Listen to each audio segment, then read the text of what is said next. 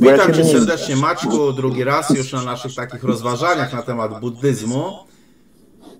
Witam I witamy serdecznie. wszystkich słuchaczy. Ja tylko tak tytułem wstępu powiem, że bardzo się cieszę, bo się okazało, że to pierwsze spotkanie nawet miało wydźwięk i zainteresowanie, z czego bardzo się cieszę.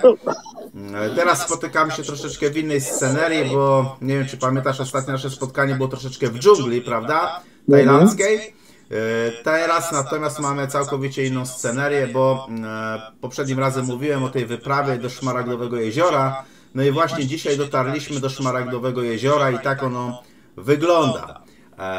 Jak na tym tle Szmaragdowego Jeziora będzie ta nasza rozmowa. Chyba muszę coś powiedzieć, bo ja nie mam tu podglądu, ale to nic, bo chyba albo coś źle włączyłem, albo... No, ale to nie ma problemu, grunt, że ja mam, także to się nagrywa, ty odtworzysz, nie ma problemu. Nie ma najmniejszego problemu. Temat, który dziś chcieliśmy poruszyć, to są te szlachetne prawdy w buddyzmie, prawda? Tak jest. Będzie to taka kontynuacja tego tematu, tego wstępu do buddyzmu, który rozpoczęliśmy i oddaję Ci głos na temat szlachetnych prawd. Super, tak jest. I jeżeli ktoś słuchał, mam nadzieję, że słuchał i teraz kontynuuje, to tak jak mówiłem, będzie to pierwsza nauka Buddy. I takim wstępem będzie fajnie zrobić to, że Buddha był takim samym człowiekiem jak i my, można powiedzieć, w ten sposób. I jego ojciec, on był księciem, bardzo bogatym oczywiście. Jego ojciec tak go trzymał, nie będziemy wchodzić w historię, ale trzymał go tak, żeby nigdy nie widział cierpienia. Nigdy nie widział starości, nigdy nie widział bólu, chorób i żeby po prostu żył w takim odizolowanym świecie. I praktycznie wiadomo, tamte czasy były troszkę inne, 2,5 tysiąca lat temu, ale poczucie jakby bogactwa jest takie samo, bez względu na to, czy mamy dzisiaj dom, mieszkanie, czy pałac. Ludzie mieli zawsze taki jakby sam umysł i również pragnęli, zawsze pragnęli. Więc on był w takim pałacu, zresztą miał zrobiony na każdą porę roku inny pałac, żeby mu było dobrze. I byłoby wszystko cudownie, gdyby on jednak nie miał takiego wewnętrznego poczucia, że coś jest nie tak. I niektórzy mają z nas, z ludzi, takie właśnie poczucie, że niby jest wszystko ok, ale coś jest jednak nie ok. Coś tutaj nie gra. I tak się złożyło, że on wyszedł poza zamek i zobaczył chorych ludzi. Zobaczył cierpiących ludzi. Zresztą wcześniej i tak, nawet mając żonę, dziecko, odczuwał różne stany depresyjne i tak dalej. Często był sam. To się nazywa takie poczucie jakby beznadziejności świata. Niektórzy w dzisiejszych czasach nazywa się to, sam zresztą przez to przechodziłem, to się nazywa ból cierpienia, to się nazywa ból istnienia. Samo to, że istniejemy, już nas to boli i już odczuwamy dyskomfort ogromny. I on to odczuwał, nie wiedział dlaczego, przecież jest cudownie, nie? Ma rodzinę, piękną żonę, pałace, będzie księciem, będzie królem królestwa i tak dalej. Ale jednak ta samvega w nim, to poczucie takie, to jest tak naprawdę cudowna rzecz, która może nam się zdarzyć, tylko jeszcze tego nie rozumiemy. Dlatego, że to jest ten dzwoneczek, który wybudza nas do takiej świadomości źródłowej, zaraz o tym powiem. I on, widząc to cierpienie ludzi, choroby, to wszystko, co się dzieje, biedę, żebraków i tak dalej, postanowił porzucić to wszystko, zacząć nauki, wtedy oczywiście były to nauki pozyskane z Ved, Upanishad, czyli najstarszych jakby jogi i tak dalej, zaczął ćwiczyć jogę, medytować, czerpać nauki od mistrzów i sam chciał dojść do tego. No, to oczywiście bardzo fajna historia. Polecam sobie zagłębić się, bo jest to fajnie historyczna sprawa. Co się tam z nim stało? Prawie nie umarł z głodu i stwierdził, że bez sensu jest się jakby głodzić, być ascetą całkowitym. W każdym razie odkrył coś. Poprzez medytację powiedział, że będzie dotąd siedział, dopóki nie odkryje, o co tutaj chodzi w tym systemie. I on to odkrył. Więc jeżeli ktoś mówi, że to jest coś wymyślonego przez kogoś, prawda, przez drogę dedukcji, że tak niby jest, to tak nie jest. To nie jest nic wymyślone. To jest po prostu ściągnięte z pola. I zaraz będziemy dalej o tym rozmawiać. Tak jak już ostatnio mówiłem, jak to fizycy ściągają pewne rzeczy z pola tej konstrukcji, tak samo my poprzez medytację, tak o samo jak Buddha i on nam dał te nauki, możemy uczyć się siebie i wchodzić do takiego strumienia źródłowego. Już mówię, jak to, na czym to polega, w ogóle czym my jesteśmy tak naprawdę. Czego sobie nie będziemy zdawać sprawy, bo jeżeli jesteśmy mniej więcej, fizyka rozpoznaje, że jesteśmy bardziej jakby w procesie snu, że rzeczywistość jest jakby snem. Mówi się też również, że rzeczywistość jest wirtualna. Oczywiście nie tego typu wirtualna, co nam się wydaje, że ściągniemy kiedyś gogle i nagle będziemy w prawdziwej rzeczywistości. Nie ma prawdziwej rzeczywistości. To jest prawdziwa rzeczywistość, ale ona jest rzeczywiście wirtualna. Można tak powiedzieć. Nie ma czegoś takiego jak, nie wiem, przebudzimy się po śmierci i będzie coś innego. Nie. Żyjemy w samsarze, w ogromnym systemie jakby wirtualnej rzeczywistości.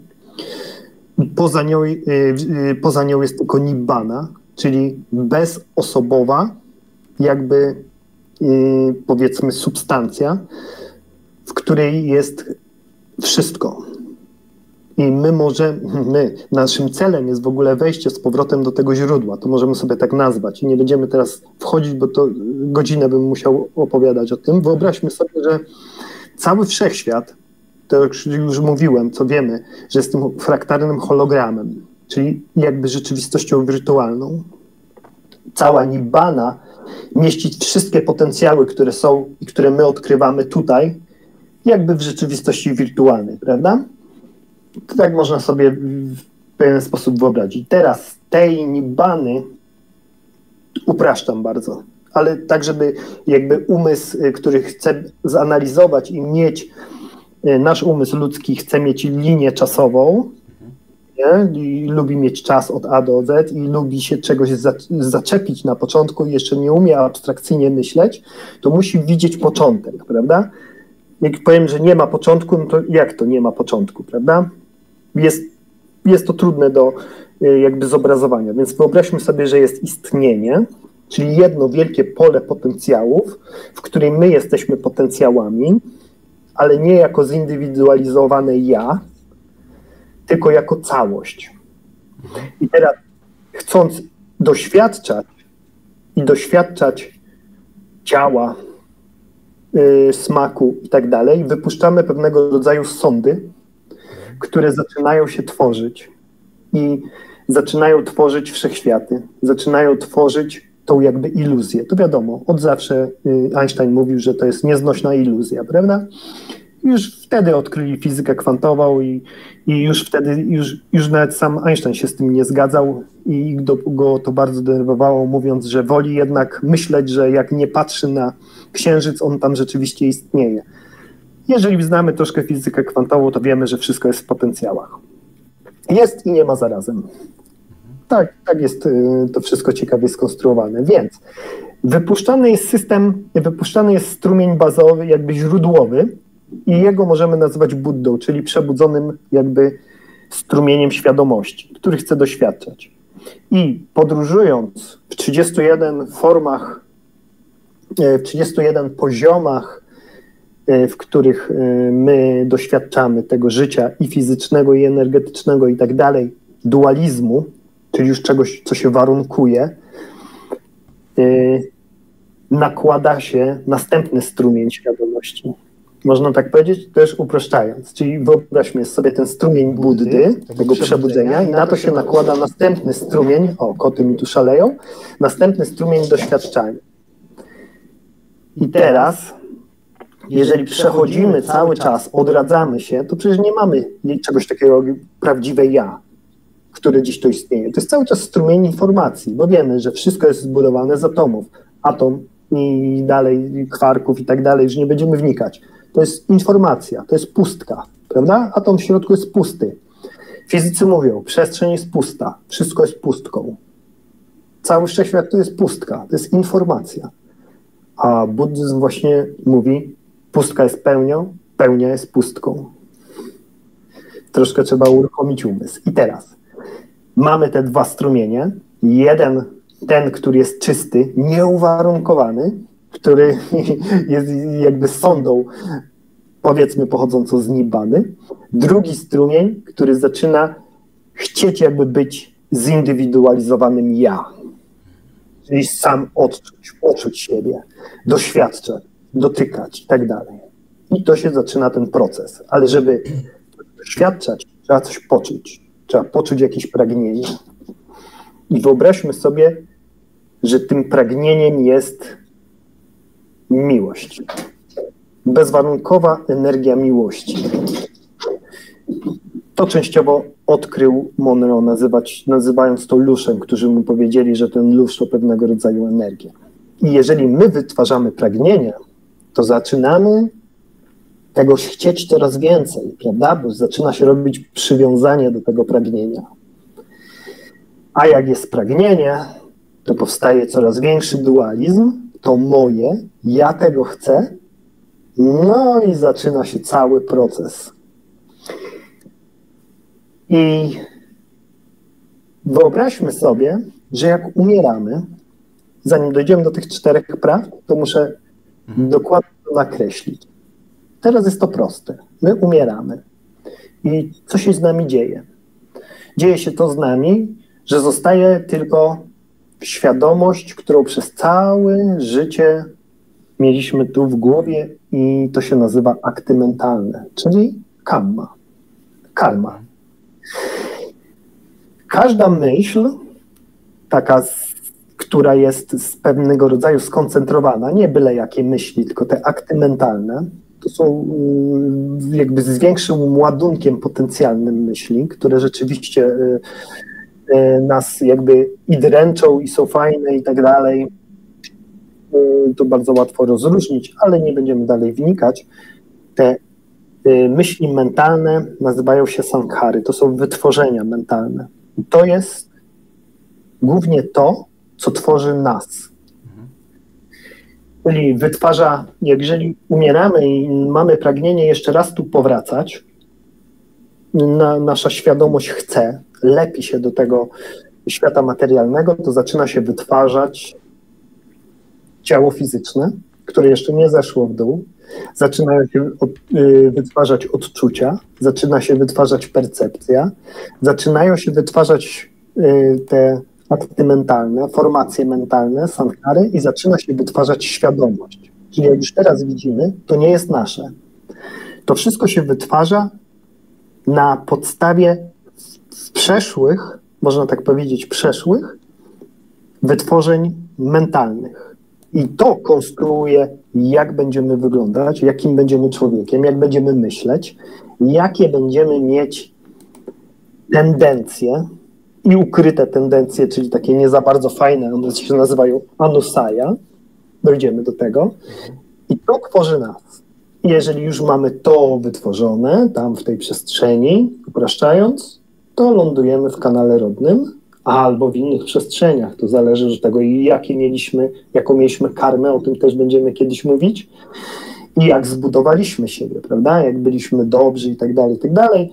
Możemy wylądować tutaj na ziemi. Jak byliśmy super cudowni na wyższych, jakby tych, nazwijmy to, anielskich czy boskich miejscach, materialnych lub niematerialnych. No ale zazwyczaj jest tak, że jednak coraz niżej chcąc to doświadczać, lepiąc się obsesyjnie pragnąć, obniżamy nasze wibracje, obniżamy nasz współczynnik jakby DNA, teraz tego to nie wypowiem. Chodzi o polaryzację. Rozciągamy to mocno i upadamy niżej. I tu jest właśnie ten haczyk. Nam się wydaje, że jest zawsze cudownie. Zawsze będziemy ludźmi i powtarzali, powiedzmy, jak ktoś wierzy w reinkarnację. Tak naprawdę nie ma reinkarnacji, tylko odradzanie świadomości tej, którą my wytwarzamy. I ona buduje nasze ciało, nasz umysł, naszą świadomość. Jeżeli to w pewien sposób przerobimy, to mamy 3 podstawowe odpowiedzi. To czyli, nie jest Sorki, przepraszam, że ci wejdę w słowo, czyli jeżeli dobrze zrozumiałem, to jest tak, jakby po prostu ta świadomość, ten umysł się na nowo odradzał, tak? Dokładnie. Za każdym razem mamy inną świadomość. Ona może się odrodzić w innej postaci, w innej osobie, tak?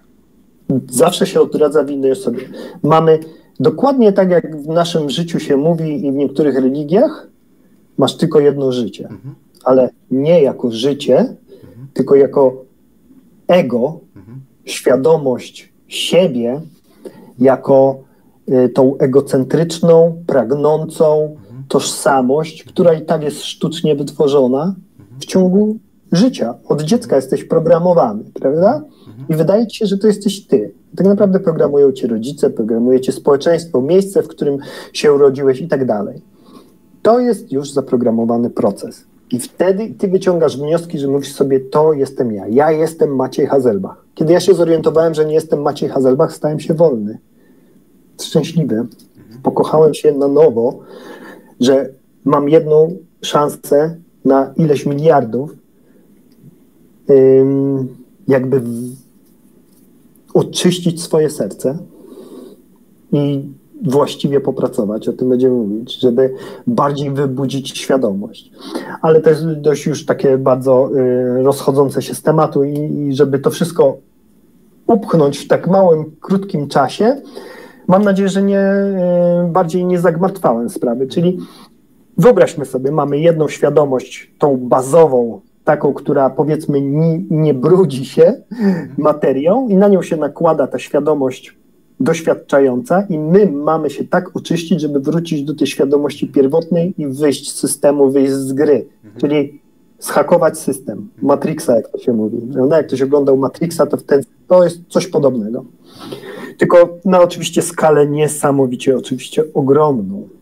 No i teraz, jak my myślimy, że jesteśmy sobą i jak już zaczynamy łapać, o co tu chodzi, to wiemy, to nie jestem ja, tym nie jestem, to nie jest moje. Czyli jeżeli przeżywamy coś w życiu, depresję, jakieś choroby, jakieś dziwne stany, to my nie mówimy sobie, to jest moja depresja, ja mam depresję, tylko ja odczuwam depresję. Moje ciało jest w stanie choroby, nie ja choruję. Dlatego łatwo jest, teraz zaczynamy wchodzić w taką przestrzeń, tak się nazywa medycyna informacyjna. Dr Lipton i inni naukowcy wiedzą, że już DNA jest programowalne przez nas. Jesteśmy w stanie zmienić helisy, rozłączyć, złączyć poprzez medytację. To jest niesamowite. 10 lat temu, parę lat temu, przez 10 lat robili te badania. No ale to już, dobra, nie będziemy wchodzić, bo to za głęboko. W każdym razie, Buddha odkrył, że właśnie odkrył te 4 szlachetne prawdy. Pierwsza szlachetna prawda mówi, że istnieje na tej ziemi i szczególnie na tej dukkha. Czyli jesteśmy w dualizmie, w tym systemie, w którym musimy doświadczać i bólu, i radości, żeby mieć odnośniki, żeby to doświadczyć, prawda? Żeby móc się tu przebudzić, to nikt by się nie przebudził, gdyby cały czas był w cudownym miejscu, prawda? I nic mu się nie działo. To by po prostu tutaj pływał. No ale tu się nie da czegoś takiego zrobić ze względu na oczywiście karmę i inne procesy, bo to nie tylko karma tutaj działa, ale on to odkrył. 4 szlachetne prawdy, żeby każdy mógł się jakoś w pewien sposób zorientować, o co tutaj chodzi. Czyli istnieje to cierpienie. Tak naprawdę narodziny są cierpieniem, śmierć jest cierpieniem. Wszystko, co odczuwamy, co jest niefajne, jest cierpieniem. W palijskim się to nazywa dukkha. My to nazywamy cierpieniem, ale możemy to nazywać stres. Albo coś, co nas ciśnie w sercu. Albo za długo siedzimy na krześle i odczuwamy, że boli nas ciało. Gdybyśmy nie mieli ciała i byli energetycznym stworzeniem, byśmy nigdy nie poczuli czegoś takiego jak ucisk ciała albo ból pleców. Tylko dla nas jest to norma, prawda? A tak naprawdę to nie jest norma, bo my jesteśmy na poziomie 5, a jest 31 poziomów egzystencji. Ale jesteśmy tak zatopieni w tej materii, że cały czas do niej ciągniemy i cały czas chcemy się odradzać tu, na ziemi, nie mając jeszcze jakby odnośnika. Jeżeli się nie przebudzimy, to nie wiemy, gdzie mamy iść. No i Buddha właśnie odkrył: jesteś w cierpieniu. A co powoduje cierpienie? Czyli druga szlachetna prawda. Istnieje przyczyna tego cierpienia. I przyczyną tego cierpienia jest pragnienie. I teraz wszyscy mówią, no nie, to nie mogę pragnąć, nie mogę iść na zakupy i tak dalej. Ja chcę pragnąć, ja lubię pragnąć, prawda? To jest długi proces właśnie nauki, że jeżeli się oczyścisz, to nie tworzysz przywiązania. Jak Jedi, jak znasz Gwiezdne Wojny, ktoś zna i zna Sithów, którzy tam czerpią swoją moc właśnie ze złości, z tej siły. A Jedi nie przywiązują się, bo wiedzą, że przywiązanie prowadzi, nie pragną, bo wiedzą, że pragnienie prowadzi do przywiązania, a przywiązanie prowadzi do stresu, prawda, że się do tego boisz, nie chcesz tego stracić, a jak tegoś nie chcesz stracić, to powstaje lęk, prawda. Masz dziecko, cudownie chcesz, pragniesz żonę, chcecie dziecka, a nagle się boicie o to dziecko, żeby je nie stracić. Sam mam 3 dzieci, więc wiem, jak jest. I jaki to wytwarza strach i napięcie, prawda, jak dziecko ma gdzieś wyjść. No i to jest właśnie to, ale oczywiście to nie chodzi o to, żeby nie mieć tych dzieci i tak dalej. To jest cały długi proces, ale myślę, że powoli znajdziemy fajne rozwiązanie tego wszystkiego, więc pragnienie, ale ja to nazywam obsesyjnym pragnieniem, prawda, kiedy mamy zero jakby autorefleksji i idziemy przez życie tak, jak jesteśmy tu wprogramowani w świecie jakby zachodnim, prawda? A świat zachodni mówi nam, że musisz być kimś, bo inaczej jesteś nikim, że musisz chcieć dużo pieniędzy i dużo doświadczać materialnych rzeczy, prawda? To są takie 3 najlepsze rzeczy. Muszę być kimś, muszę mieć dużo kasiory i muszę doświadczać później, jeździć gdzieś i tak dalej. Seks, drugs, rock and roll, prawda? Tak jesteśmy tu programowani. Upraszczam oczywiście tendencyjnie mówię na ten temat, ale tak, żeby to bardziej złapać. A w buddyzmie mamy 3 splamienia. Chciwość i chcenie stawania się kimś, bycie, mieć jakby status społeczny, bo to jest najważniejsze. Czyli ta chciwość jest naszym splamieniem, które nas tutaj trzyma, jakby więzi. Taki łańcuch. Drugim jest awersja, jakaś taka niechęć i tak dalej. Wiadomo, że żeby mieć dużo kasy, no to trzeba o nią walczyć, rozpychać się. Powiedzmy tak sobie szczerze, w Matrixie jest tak, że jak ty masz więcej, to ktoś musi mieć mniej. No niestety, matematyka musi się zgadzać, prawda? Dokładnie, nie? I ty masz konkurencję, to musisz wykosić tutaj kolesi, którzy są słabi, nie? Bo oni muszą, ty musisz być wielki. Oni muszą jakby zmniejszyć swoje dochody. I cały czas powielanie. No i trzecim czynnikiem to doświadczanie tych wszystkich przyjemności, których my myślimy, że to jest radość, że to jest coś fajnego, to tak naprawdę to tak szybko przemija, że my ciągle tego pragniemy. I tu wyłącza się dopamina.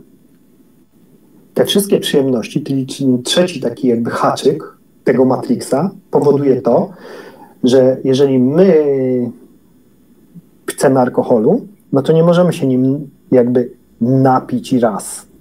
Musimy zrobić to jutro, pojutrze, co weekend i tak dalej, prawda? Tak to działa. Narkotyki również to samo. Każdy wie, jak jest, co i do czego to prowadzi. Seksoholizm, alkoholizm, narkomania i różnego rodzaju inne takie sprawy powodują to, że po prostu wytwarza się w mózgu dopamina. Dopamina szybko spada, więc trzeba ją nadrobić jeszcze więcej. Bo jak robimy jeszcze więcej, to dopaminy się więcej wytwarza, ale ona również obniża swoją możliwość, więc już nie 1 kreska, tylko trzeba 2 kreski, prawda? Później 2 kreski nie pomogą, to trzeba 3 kreski, nie? 1 flaszka nie pomoże, trzeba 2 flaszki. I to jest ten proces, który zaczyna jakby nas niszczyć, a my myślimy, że to jest radość, że to jest szczęście w tym życiu. No i to poniekąd to odkrył Buddha, że to pragnienie tego wszystkiego prowadzi nas do nieszczęścia, bo my w tym systemie szukamy szczęścia. Tak naprawdę. Jesteśmy takimi super istotami, że szukamy szczęścia. A ten system nam daje szczęście tak naprawdę, a jest to nieszczęście dla nas. I my nie możemy tego zrozumieć. Jak to? Dlaczego? Ja ciągle chcę się stawać, chcę być fajny i tak dalej, a to prowadzi do mojego nieszczęścia. Oczywiście jak jest proces oczyszczenia, my możemy korzystać z tego wszystkiego, żeby nie było, że tu mamy się odciąć. Nie możemy się stawać. Przecież cały czas ja się staję. Ale jeżeli odetniemy tą moc tej obsesji, tego ciągnięcia z mózgu, z dopaminy, a zaczynamy wchodzić w serce, czyli w serotoninę i robić coś z serca dla ludzi i dla siebie, oczywiście, ale przede wszystkim o myśleniu jako o całości, to już nie ma tego przywiązania do tego. W każdym momencie mogę to puścić, to cokolwiek robię. Nie przywiązuję się, nie cierpię. Czyli reasumując, istnieje cierpienie różnego rodzaju, od takich prostych, których potrafimy sobie nazwać jak ból zęba, poprzez niewygodne siedzenie, poprzez śmierć i tak dalej, ale są też subtelne cierpienia, jak czegoś bardzo pragniemy, ale tak obsesyjnie, powiedzmy kobiety czy mężczyzny i nie możemy tego dostać, to co się z nami dzieje? Cały czas myślimy o tym, cały czas tego pragniemy. Wytwarzają się różne myśli w głowie dziwne, prawda? No, można by było to mocno rozwijać. Sama nauka dupki to jest nauka przez całe życie. Bo często jest tak, że nie wiem, pojawiają się jakieś przykład bóle psychosomatyczne. Nie wiemy skąd się to bierze. Bierzemy leki, chodzimy do lekarzy. Naprawdę nie wiadomo, bo siedzi to oczywiście w psychice, może w jakieś pragnienia. I zaczynamy odczytywać siebie i uczyć siebie, skąd mnie się bierze to i to. I nagle się okazuje, że to głęboko siedzi jednak w głowie, a nie w mięśniach, czy w stawach i tak dalej. Więc zostawmy teraz już te smutne rzeczy. To w jedną rzecz ci wejdę, bo mi wyciągnąłeś ten. Powiedz mi, istnieje jakaś możliwość wyłączenia bólu w głowie, prawda? Ponieważ załóżmy, nie wiem, jesteś na treningu, nie wiem, potłukłeś się, boli cię staw, boli cię wszystko, ale to wszystko jest zakodowane w głowie, prawda? Ten ból. Częściowo tak, oczywiście. No chyba żebyś sobie rękę złamał i ci dynda, no to jest już inna sprawa, ale mówię o takich kwestiach, że się poobijałeś, no nie wiem, potłuczony jesteś na przykład. Więc ten ból istnieje w jakimś stopniu w głowie. Czy istnieje jakaś możliwość wyłączenia tego bólu? No przecież na przykład weźmy przykład boksera, który dostał przykładowo ostre lanie, ale on wychodzi na ring, on musi przeskoczyć tę barierę bólu, prawda? I on musi walczyć. Oczywiście po tej walce ten ból wróci. To jest tak jak z pijanym. Pijany wyleci przez okno, nie będzie czuł bólu. Ale jak wytrzeźwieje, to zobaczy, że jest połamany, no nie? No tu mamy dwie kwestie. Kwestia tego, że bokser jest mocno zanurzony w materii i on działa poprzez siłę woli. Siła woli wytworzy mu adrenalinę. I on może mieć nawet złamaną rękę i będzie napierdzialał dalej, bo adrenalina i stawanie się, ego go trzyma. Dopamina, adrenalina i te inne rzeczy, które się wytwarzają z mózgu. Ale my, jak działamy w normalny sposób i coś nas boli, to jeżeli już jesteśmy wytrenowani w medytacji, w rozróżnieniu, co jest dopaminą, co jest serotoniną, że nie jesteśmy tym, że to nie jest nasze, tym nie jestem, to nie jest moje, to nie jest moje ja i odczuwamy dupkę, coś nas boli, to jest dupka, a jeżeli my się z tym identyfikujemy i mówisz, o Jezu, jak mnie to boli, to włączasz drugą dupkę psychiczną, czyli mamy dwie dupki. Dupkę tego, że boli i dupkę tego, że odczuwam, że to mnie boli, ale możemy wyłączyć psychiczną. Jeżeli wyłączymy psychiczną, to ta fizyczna zaczyna słabnąć. Jest to bardzo długi proces, taki do omówienia, prawda? Bo najpierw trzeba by było zrozumieć rdzeń medytacji, rdzeń oczyszczania serca, to czym się zajmujemy i czym będę opowiadał, zanim się wejdzie do w ogóle medytacji. Najpierw zaczynamy rozumieć siebie, czym tak naprawdę jesteśmy, prawda? Że jesteśmy tym strumieniem świadomości przede wszystkim, tymi myślami, które konstruują nas na nowo, z odrodzenia na odrodzenie.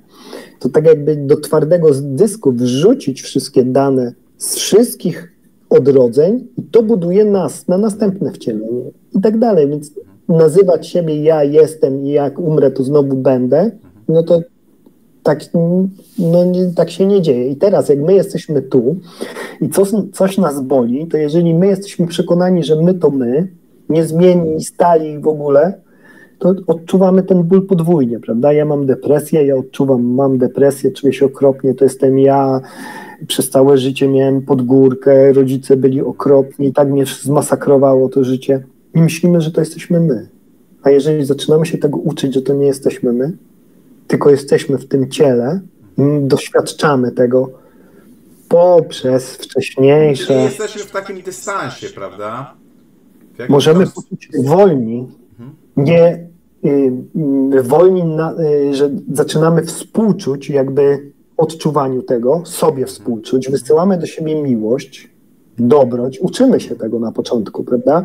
Już nie mówimy, o jestem do kitu, jestem beznadziejny i tak dalej. Nie robimy negatywnych jakby wrzutek na swój temat, bo wtedy wiadomo, zmienia się krew, zmienia się chemia i tak dalej. To również jest mnóstwo takich typowo cielesnych rzeczy, prawda? Bo możemy mówić, że jesteśmy w symulacji, jesteśmy i tak dalej, w jakimś tam niby śnie, ale tak naprawdę mamy to ciało przez jakiś czas, prawda? Powiedzmy przez te 75 lat średnio. Odczuwamy ten ból, odczuwamy strach i tak dalej, no bo imersja jest ogromnie wielka. Gdyby nie było takiej wielkiej imersji, to by mnóstwo ludzi stwierdziło, nie, ja to idę do nirwany, nibbany, już nie chcę tutaj doświadczać, prawda? A mnóstwo ludzi na przykład popełnia samobójstwo, dzieci, dorosłych, starszych, bez względu, bo oni już mają dosyć tego, prawda? Ale gdyby zrozumieli, że to nie są oni, to jest ich doświadczenie, które mają w jakiś sposób przeżyć, rozumieć, przerobić i wysłać do siebie trochę współczucia i miłości, czego na przykład nie potrafili zrobić rodzice, to zaczynają inaczej na to patrzeć, stają się bardziej wolni, mogą się nawet pokochać na nowo jako człowieka, że to nie ja robiłem takie głupoty, to anusaja, czyli właśnie ukryte tendencje, z którymi się rodzimy, nie? Mówimy sobie, dlaczego ja tak pragnę takich rzeczy, dlaczego chcę bogactwa i po prostu, a nie mogę tego dostać, nie? I drapiemy się po głowie, ja chcę pieniędzy, a nie mogę. I myślimy, że to my jesteśmy tacy chytrzy na te pieniądze. Tak naprawdę to nie my. To są nasze ukryte tendencje, które mają nas nauczyć, nakierować, żeby spojrzeć na siebie inaczej, poprzez to cierpienie, poprzez ból. Więc jeżeli mówisz, czy możemy coś wyłączyć, możemy wyłączyć ten na początku ten obraz psychiczny tego bólu. I ten ból fizyczny zmniejszymy, bo nie będziemy się z nim identyfikować, że to jest nasze i on zaczyna słabnąć. To jest potwierdzone naukowo. To nie ma tutaj żadnych czarów. Po prostu uwaga podąża za energią. Jeżeli my bardzo patrzymy na tą swoją chorobę i ją przeżywamy, jak jesteśmy biedni, to się wszystko nasila, prawda? Stąd mamy bóle fantomowe. Gościa ręka boli i on nie może wytrzymać, ucinają mu rękę i ręka dalej boli, prawda? Bo jest to w jego umyśle, w jego świadomości.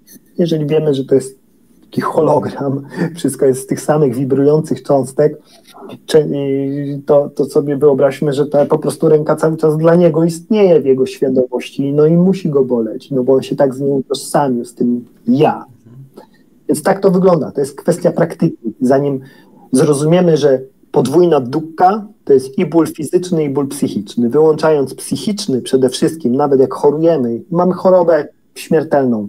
Dlatego się mówi, że każdy buddysta jest każdym oddechem przygotowany na śmierć, bo wie, że tym nie jest. To nie jest on. To nie jest moje ja. Doświadczam tego. Jest cudownie. Będę doświadczał, ale jestem przygotowany, że w każdym momencie mogę umrzeć, bo teoria chaosu, karma może w każdym momencie mi wyłączyć tak zwanie przez przypadek serce, prawda? I stanie sobie. Więc jak już się zaczynamy tego uczyć, tej podwójnej dukki, wyłączając to, oczyszczając serce, medytując i formalnie i będąc uważnym, jesteśmy w stanie fajnie kontrolować pewne rzeczy. To jest długi proces. Oczywiście gdybyśmy byli tak jak minisi, to oni potrafią to robić bardzo, bardzo szybko, bo oni są już odlepieni od materii całkowicie, prawda? To jest ich jakby, powiedzmy, ostatnia podróż, to jest bycie mnichem tu na ziemi, oni już potrafią się już tak oczyścić, że już tu nie będą wracać ani nigdzie indziej. Po prostu to jest ostatni szczebel, albo jeden z dalszych, o czym będziemy mówić, to są 4 procesy przebudzenia. Nie wiem, czy dobrze ci odpowiedziałem? Dobrze. Ja już nie zadowolony z odpowiedzi. Najwyżej ten temat rozwiniemy później przy kwestiach medytacji, prawda? Dokładnie tak, bo nie tyle medytacji, co w ogóle tej konstrukcji DNA i jego stanu, w którym się puszczamy w koherentny stan, umysł, serce, czyli medytacja w koherencji serca, która jest zrobiona w Heart-Made Institute od Monroe, ale to wymyślił Buddha oczywiście, bo to są tak zwane Brahma Vihary, czyli odczucia bogów, boskie odczucia tych super istot. I mamy 2 szlachetne prawdy, czyli istnieje cierpienie, więc jeżeli sobie pomyślimy, że każdy cierpi, to już przestajemy tacy być myślami, że on ma lepiej od nas. On nie ma lepiej od nas. On ma tylko więcej pieniędzy na przykład i fajniejszy dom, i fajniejszy samochód, ale może cierpieć jeszcze gorzej od nas, prawda? Ale my tego nie wiemy, po prostu tendencyjnie myślimy. Ale jeżeli zaczynamy się czyścić, to już widzimy, że wszyscy mają dupkę. Czy ma pieniądze, czy nie. Czy mu się powodzi, czy nie. Czy jest taki, czy piękny, czy brzydki. Każdy jest w dupce. Każdy jest w cierpieniu w tym systemie. Jakbyśmy się tak zjednoczyli i byli szczodrzy dla siebie, to by nam niczego nie brakowało. Ale że wszystko myślimy, że jesteśmy ja, to wszystko trzymamy dla siebie, prawda? No ale to proces ewolucyjny. Tak się kiedyś stanie. Tak czy siak mamy te 2 rzeczy. Jest dukka i jest przyczyna. Przyczyną jest ciągłe pragnienie wszystkiego i jest to pragnienie tych właśnie 5 grup składowych, które tak naprawdę są nietrwałe. One są tylko na czas naszego życia tu na Ziemi. Później się rozpadają i zostają tylko formacje mentalne, to co wytworzyliśmy sobie w głowie, czyli jesteś tym, co myślisz. To chyba każdy zna to słowo, prawda? Czyli jesteś tym aktem mentalnym, który wytwarzasz, który jest mocno skoncentrowany. Czyli jak koncentrujesz się na sobie, na swojej niskiej samoocenie, to będziesz tak wytwarzać przyszłość. I dalej 2 pozytywne sprawy. Jest wygaśnięcie dukki. Istnieje coś takiego jak wygaśnięcie dukki. I istnieje droga i ścieżka do wygaśnięcia i całkowicie wyjścia z cierpienia. Czyli jak pytałeś teraz, jak wyjść z jakiegoś bólu, to powiedzmy, że będziesz odczuwać ból, ale nie będzie on dla ciebie taki istotny wtedy. To jest niesamowite. Po prostu go zaakceptujesz. Jak będziesz miał raka, czy ja będę miał raka i będę się trzymał dobrze tych wytycznych, to troszkę mi będzie lepiej, bo i tak będę wiedział, że przeminę. I tak każdy umiera, prawda? A już nie będę się tego trzymał, że to moje życie. Ja muszę się utrzymać tutaj i walczyć. Tak naprawdę nie muszę wcale. I wtedy jestem bardziej wolny, spokojny. I wtedy zaczynają się procesy. I często tak jest, że przy tych procesach takiej już maksymalnej choroby zaczynamy uruchamiać taką świadomość, jeżeli to wszystko puścimy, że jednak ludzie cudownie zdrowieją. Często się tak zdarza, prawda? No ale to jest inna historia. No i teraz mamy to wygaśnięcie, czyli tak zwana 3. szlachetna prawda. Wygaśnięcie powstaje wtedy, kiedy jesteśmy uważni na świat. Kiedy obserwujemy, zaczynamy obserwować siebie, czyli zaczynamy włączać uważność. Już nie pracujemy tylko z mózgu, tylko obserwujemy swój mózg. Zaczynamy aktywować poziom serca. Bo serce jest tym największym przekaźnikiem tego wszystkiego. To jest bardzo skomplikowany jakby obszar naszego ciała. Myślimy, że serce to tylko pompka. Tak naprawdę serce ma 40 000 neurytów sensorycznych. To są super wyspecjalizowane komórki jak mózg, tylko taki super kwantowy mózg, który widzi wcześniej. Tak zwana intuicja. Cofnie ci nogę, jak wchodzisz na pasy, bo samochód jedzie.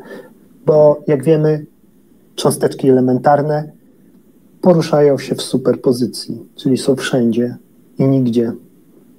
Jak znamy z fizyki kwantowej podwójną szczelinę, to wiemy, że jak nie ma obserwatora, to i fotony są falą przechodzącą, a jak jest obserwator, czyli my, powiedzmy, czyli jakiś detektor, to zamieniają się w cząsteczkę.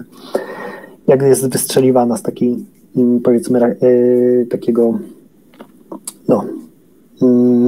działka fotonowego. Ale też ktoś stwierdził, że co się stanie, jak wystrzelimy i wtedy włączymy obserwatora, to wtedy fotony cofają się w czasie, bo wiedzą, że ktoś się pojawił i stają się znowu cząsteczką. Czyli zobaczmy, jak to jest wszystko skonstruowane i serce to odczuwa, właśnie widzi wcześniej wszystko. Dlatego czasami ktoś mówi, że Jezu, intuicja uratowała mnie. No to właśnie to skomplikowanie tych wszystkich cząstek elementarnych i tej naszej jakby fraktalnej struktury. To jest dość ciekawa sprawa, ale może nie w dzisiejszym opowiadaniu.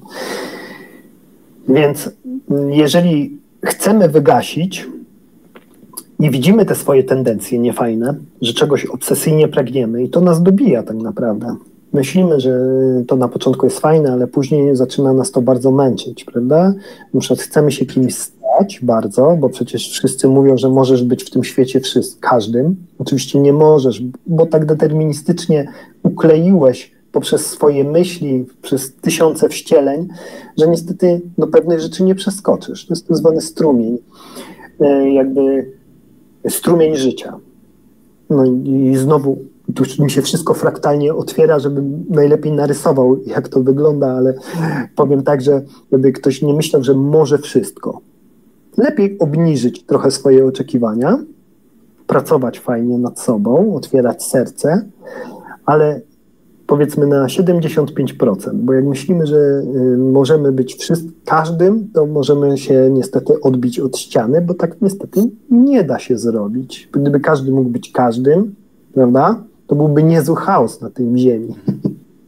A tak każdy ma pewnego rodzaju ograniczenia deterministyczne.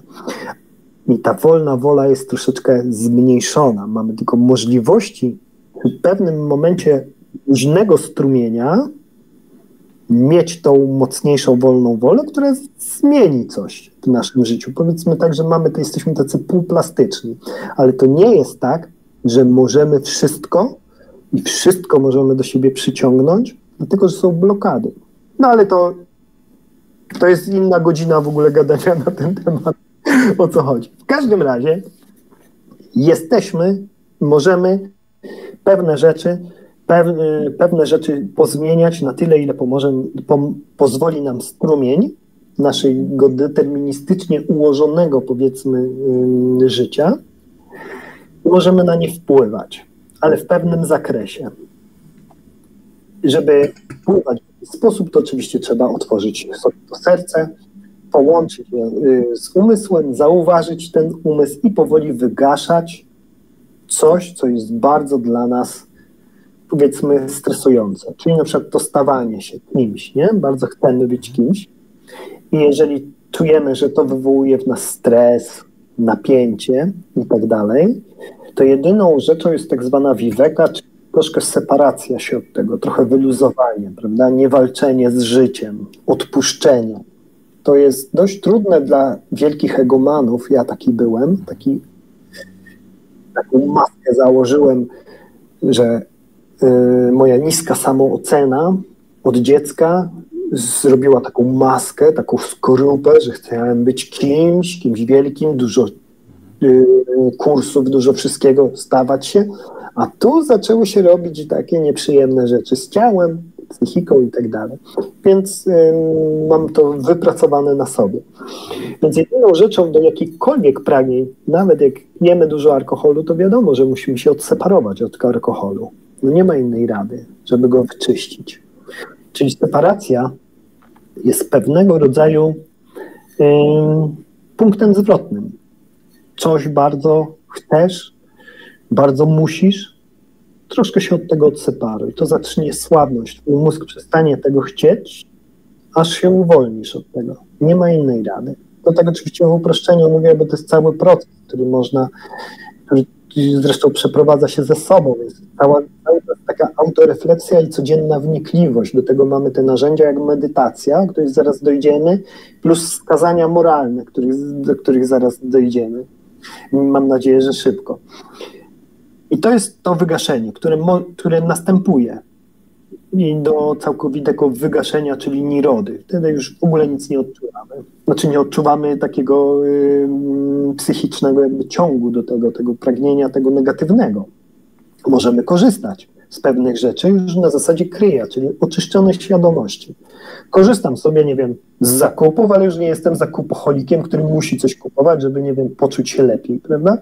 I muszę codziennie chodzić i kupować nowe buty, które daję do półki. No, powiedzmy, taki przykład.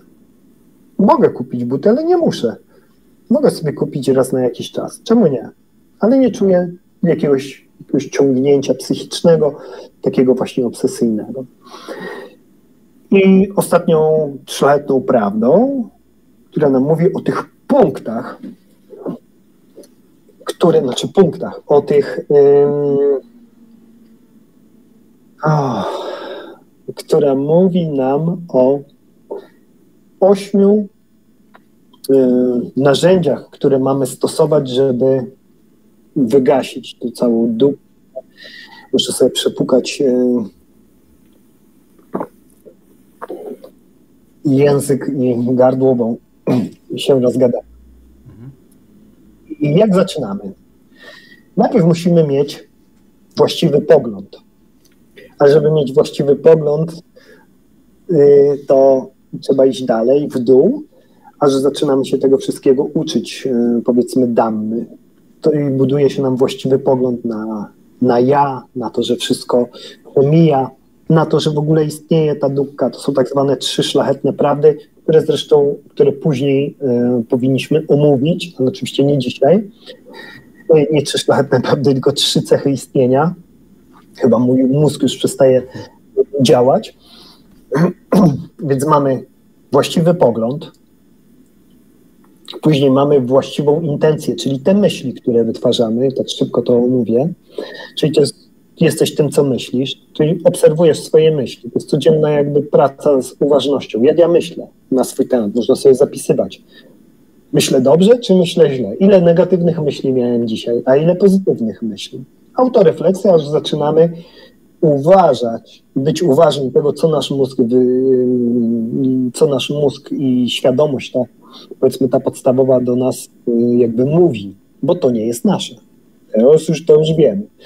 Tylko to są te ukryte tendencje, które mogą zaniżać nam nasze wibracje. Później mamy właściwą mowę. Czyli wyobraźmy sobie, że rozmawiamy z kimś w pracy. I teraz my go odczytujemy tak jak nasza świadomość, która jest ukrytą jakby tendencją i my negatywnie już myślimy na daną osobę, a nie musimy wcale, ale taki mamy program i wtedy wymawiamy złe słowa i one na nas bardzo negatywnie wpływają i później mamy złe działanie. I jak zaczynamy to obserwować, to patrzymy na to, co mówimy. Czy to jest właściwe, czy to jest niewłaściwe. Dlatego, że to karmicznie bardzo źle na nas wpływa. Coś takiego jak bezsensowna paplanina, obgadywanie ludzi, po prostu gadki, szmatki, to tak naprawdę źle na nas wpływa. No oczywiście o tym nie wiemy, ale później się dowiadujemy. Więc mamy następną część i dobra mowa. Jak mamy właściwa mowa. Jak mamy właściwą mowę, to możemy podejmować właściwe działania. To jest następna rzecz.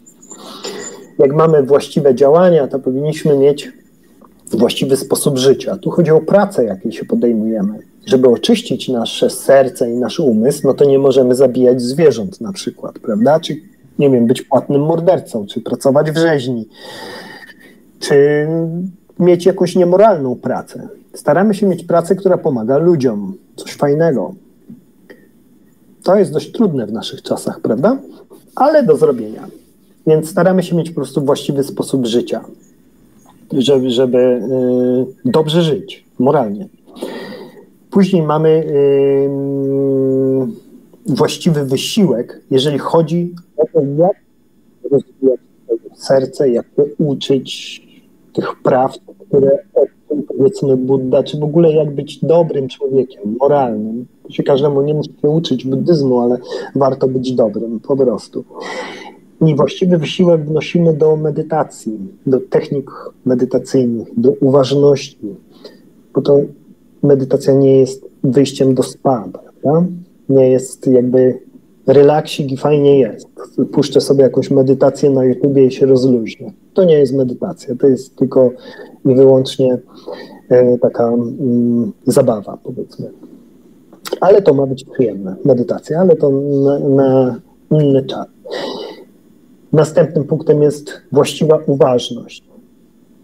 To trenujemy cały dzień, żeby być po prostu uważnym na tu i teraz, na chwili obecnej. To się dzieje, jak jesteśmy uważni na tu i teraz. To jest, myślę, że w tej mowie dzisiejszej, w tym moim tylu tych słowach, tych wszystkich może mogą być mocno niezrozumiałe, bo po prostu śpieszę jak mogę. To uważność powinniśmy zapamiętać z tego wszystkiego.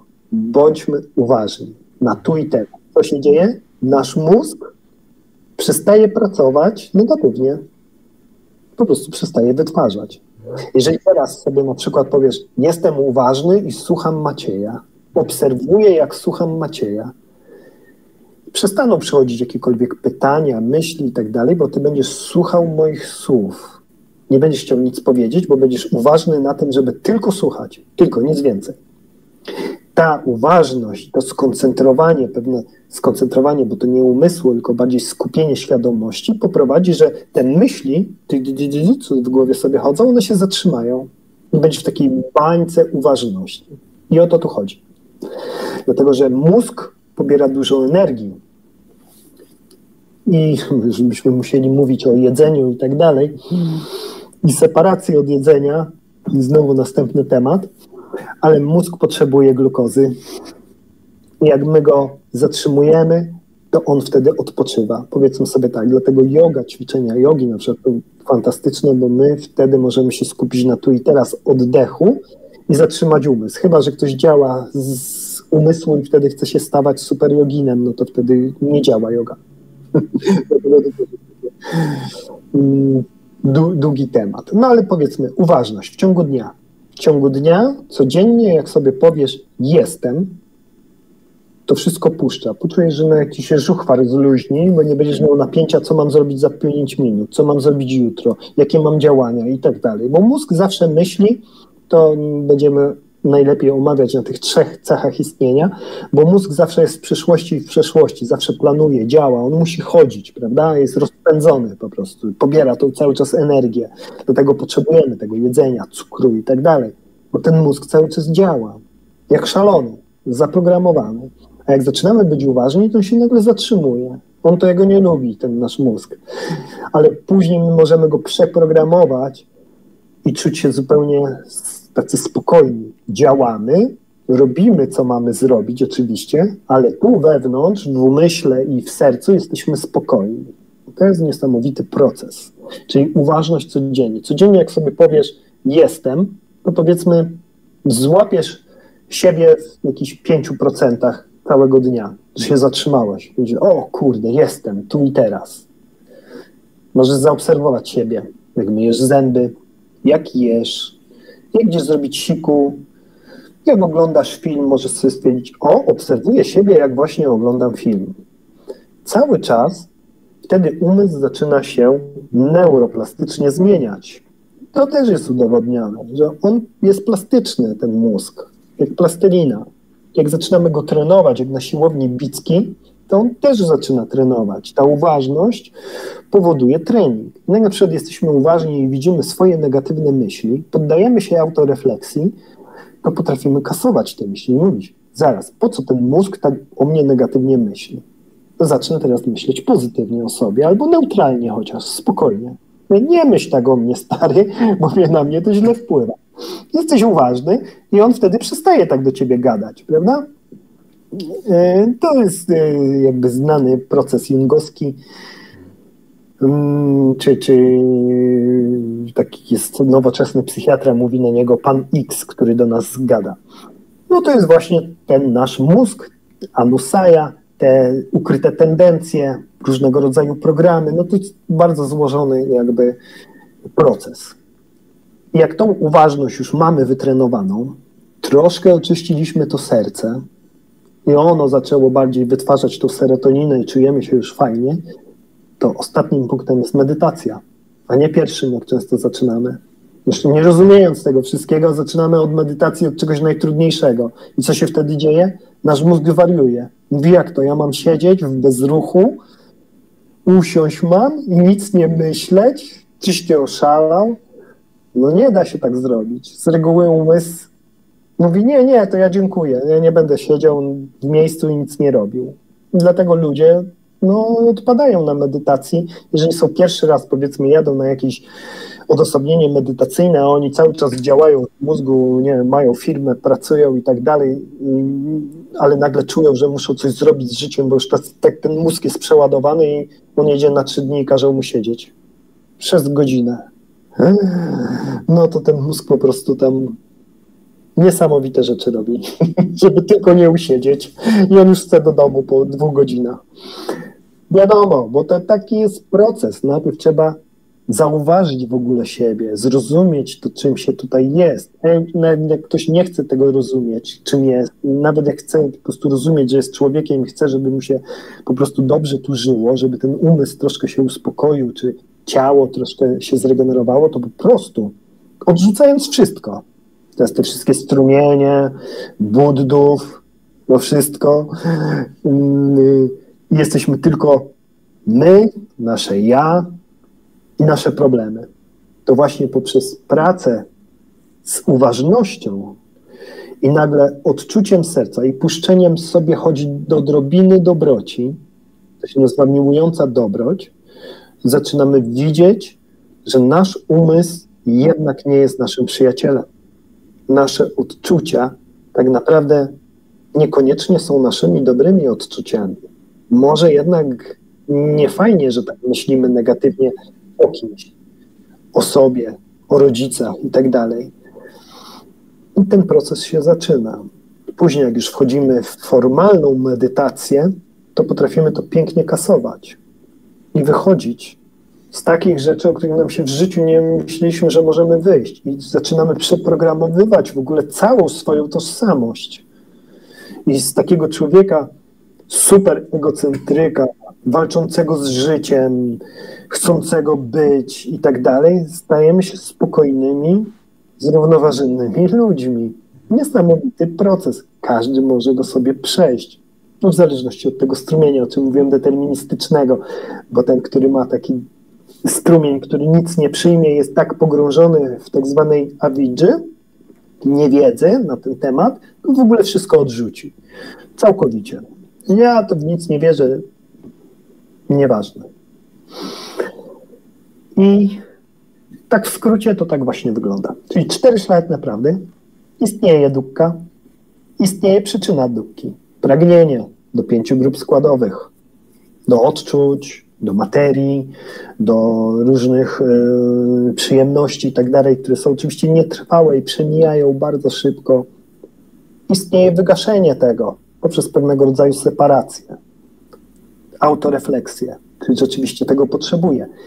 I jest ścieżka, właściwy pogląd, właściwe myśli, właściwa mowa, właściwe działanie, właściwy sposób życia, właściwy wysiłek, właściwa uważność, właściwa medytacja. I to jakby zamyka nam taki wstęp wstęp do 4 prawd. Bo powiedzmy każdą część, bo każda jeszcze część ma jeszcze swoje 3 wglądy. Moglibyśmy to rozłożyć na czynniki pierwsze, ale to tak, żeby po prostu zobrazować, że główną jakby częścią jest zrozumienie, że wszyscy ludzie są pogrążeni w takim cierpieniu. Jedni w większym, drudzy mniejszym, w jednym widzimy, drugim nie, więc możemy takie współczucie troszkę do siebie i do innych wypuścić. Zrozumieć, że jesteśmy tym strumieniem świadomości i niekoniecznie nasze ja to jest ja, nasze problemy to są nasze, my po prostu je przeżywamy, bo mamy tak przeżywać, bo poprzez właśnie wcześniejsze jakby doświadczanie nagromadziło się w nas dużo tego paliwa, albo dobrego, albo złego, który trzeba w jakiś sposób przerobić. I wiemy, że możemy wygasić to całe pragnienie, prawda, i wzrastać wibracyjnie, być po prostu lepszym człowiekiem. I wiemy, że jest ta ścieżka, tych 8 punktów, plus 5 wskazań moralnych, ale to nie będę dziś już tego omawiał. I jak to zaczynamy praktykować, oczywiście to tak bardzo chaotycznie wszystko powiedziałem, mam nadzieję, że jest to w jakiś sposób zrozumiałe, częściowo, albo chociaż naprowadzi. Mamy przecież stronę poświęconą buddyzmowi, w którym możemy Theravadzie, w którym możemy ściągać sobie za darmo książki. To jest piękna sprawa. I tam sobie poczytać po prostu o 4 szlachetnych prawdach. A jak sobie poczytamy, można się zgłosić do mnie. Mogę coś nakierować, czy wysłać jakieś zapytanie i tak dalej. Więc to jest taki wstęp po nas, powiedzmy, że jest takich parę takich mega rdzennych rzeczy, jak 4 szlachetne prawdy, później są 3 cechy istnienia, co jest jakby warunkiem ich do 1. stopnia przebudzenia. Później jest prawo przyczynowości i kanny, jak mamy działać, żeby wzrastać, jak mamy myśleć w ogóle, żeby wzrastać, prawda? No i to praktycznie nam jakby zamyka ten podstawowy proces poznawczy tego. Jak to zrozumiemy te parę rzeczy. Ale do tych części następnych to na pewno z czasem w następnych spotkaniach dojdziemy. Ja się cieszę, Macieju, że dzisiaj mogliśmy się spotkać. Naprawdę w dużej mierze uporządkowałeś to, co gdzieś tam krążyło w tych czeluściach mojego umysłu. Zwłaszcza odnośnie reinkarnacji. I cieszę też się, że wyrobiliśmy się tak, jak planowaliśmy w godzince, prawda? Jest to taki fajny wykład, który można sobie odsłuchać i naprawdę dobrze przemyśleć, prawda? Bo myślę, że coraz głębiej schodzimy po prostu w tym doświadczaniu i w poznawaniu tego buddyzmu. Dzięki, cieszę się ogromnie. Wszystkiego dobrego życzę i serdecznie pozdrawiamy wszystkich słuchaczy. Pozdrawiam.